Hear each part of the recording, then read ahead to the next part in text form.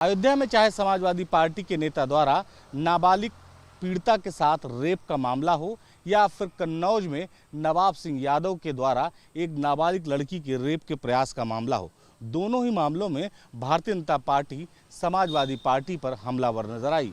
तो वहीं समाजवादी पार्टी ने इस पूरे मामले में बचाव करते हुए भारतीय जनता पार्टी पर आरोप लगाया कि भारतीय जनता पार्टी दरअसल समाजवादी पार्टी पर तोहमत मढ़ना चाहती है और कार्रवाई करने से बच रही है। आरोपियों के खिलाफ जो कार्रवाई करनी चाहिए उससे बच रही है। समाजवादी पार्टी ने लगातार दावा किया कि अगर भारतीय जनता पार्टी की सरकार वाकई में कार्रवाई कराना चाहती है तो अयोध्या मामले में डीएनए टेस्ट कराए और उसके बाद जो रिपोर्ट आए उसके आधार पर कार्रवाई करे, किसी भी स्थिति में निर्दोष व्यक्ति शामिल ना हो। तो वहीं अगर कन्नौज की बात करें तो कन्नौज के मामले में समाजवादी पार्टी के नेताओं का अलग अलग बयान आया। किसी ने कहा वो समाजवादी पार्टी में है इसलिए फंसाया गया, किसी ने ये दावा किया कि उन्हें 5 साल पहले समाजवादी पार्टी से निकाल दिया गया था।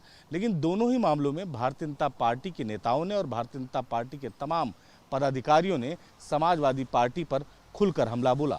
दरअसल आने वाले दिनों में उत्तर प्रदेश में विधानसभा की 10 सीटों पर उपचुनाव होना है और ऐसे में भारतीय जनता पार्टी ये चाहती है कि जो मुद्दा हरदम वो समाजवादी पार्टी के खिलाफ उठाती रही है उसे इस 10 सीटों के चुनाव में भी लेकर जनता के बीच में जाए, और वो सबसे बड़ा मुद्दा कानून व्यवस्था का मुद्दा था। तो वहीं समाजवादी पार्टी के सामने समस्या ये है कि दोनों ही आरोपी, एक मुस्लिम समुदाय से है, दूसरा यादव समुदाय से है, लिहाजा दोनों के खिलाफ खुलकर समाजवादी पार्टी भी नहीं बोल पा रही है और कोई खुलकर कार्रवाई भी नहीं कर पा रही।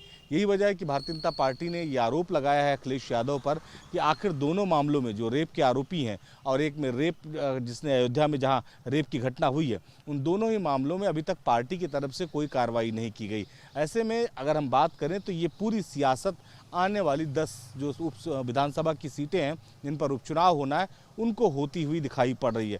निश्चित तौर पर इन दोनों, चाहे वो कन्नौज का मामला हो चाहे अयोध्या का मामला हो, इन दोनों मामलों के सामने आने के बाद समाजवादी पार्टी को नुकसान होगा।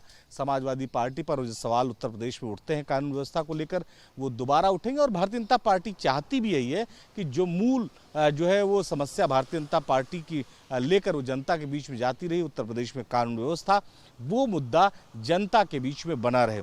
शायद यही वजह है कि दोनों मामलों में बहुत आनंद फानंद में कार्रवाई हुई। अयोध्या की रेप पीड़िता से मुख्यमंत्री योगी आदित्यनाथ ने उसके परिवार से मुलाकात की, उसे मेडिकल कॉलेज में भर्ती कराया गया।